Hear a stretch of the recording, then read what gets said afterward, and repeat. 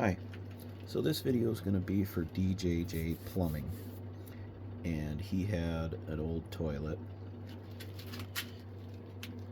and he had some questions about how to attach a spud and how to buy parts to hook up his low tank. Sorry, gotta stay in frame. So it looks like what you have is an old spud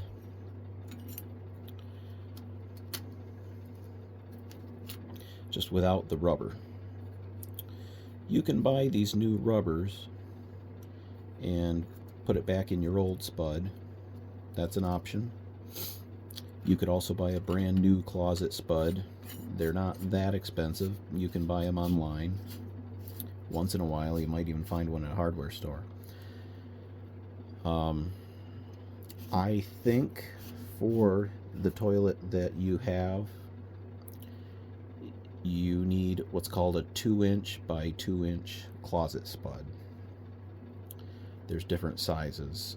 For most low tank toilets, you would use a 2 by 2. For a flushometer toilet, you're usually going to use 1.5 inches.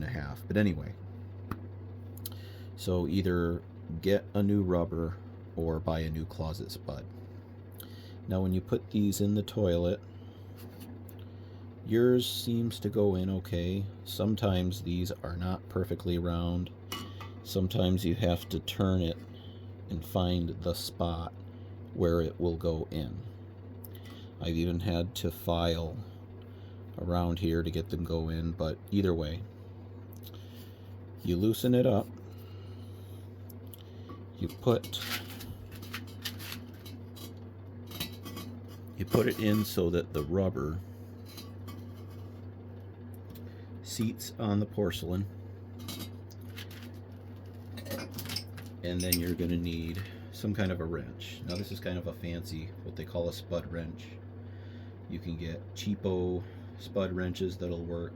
If you have a big set of channel lock pliers, that'll work too. You could even use a pipe wrench if you have to. But what I usually do is you need to turn, okay, so what's going to happen is you're going to turn the nut, and you want to try not to turn the body of the spud. And what happens is the nut pushes the rubber onto this flared part, and it's going to flare the rubber out, and it's going to cause the rubber to seal all the way around the toilet, the spud hole. So that's what we have to do.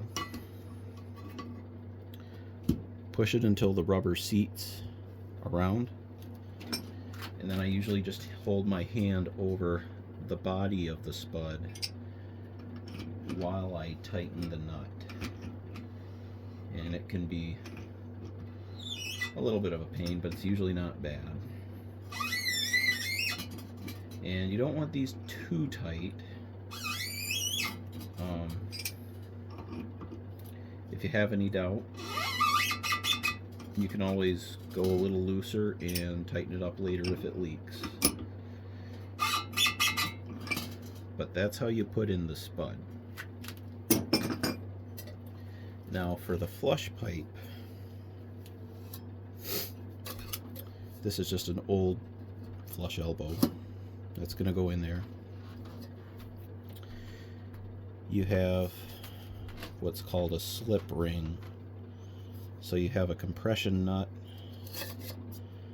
and a rubber slip ring. Or this might not actually be called the slip ring, but it's just a gasket. That fits in the spud. The rubber presses down onto the spud, and then the nut, you tighten the nut, and what happens is the nut compresses that rubber ring around the pipe and around the spud, and it seals everything up.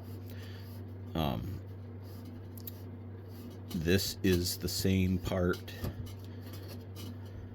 So you need a rubber ring and a compression nut for the spud end, and you also need one for the end that's going to go in the flush valve. They're exactly the same things. So you can buy these too.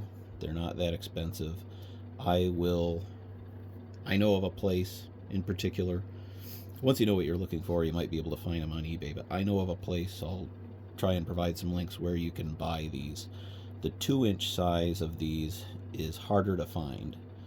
If you have 1.5 inch, a lot of times you can use sink drain parts for those, but 2-inch slip ring stuff is harder to find because it's usually only used for like toilet flush L's, and those aren't easy to find anymore. So that's how all the parts go together.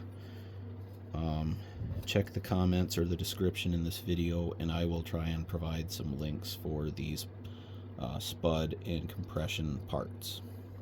So I hope that made sense to you, and good luck on your toilet. Thanks for watching. Bye.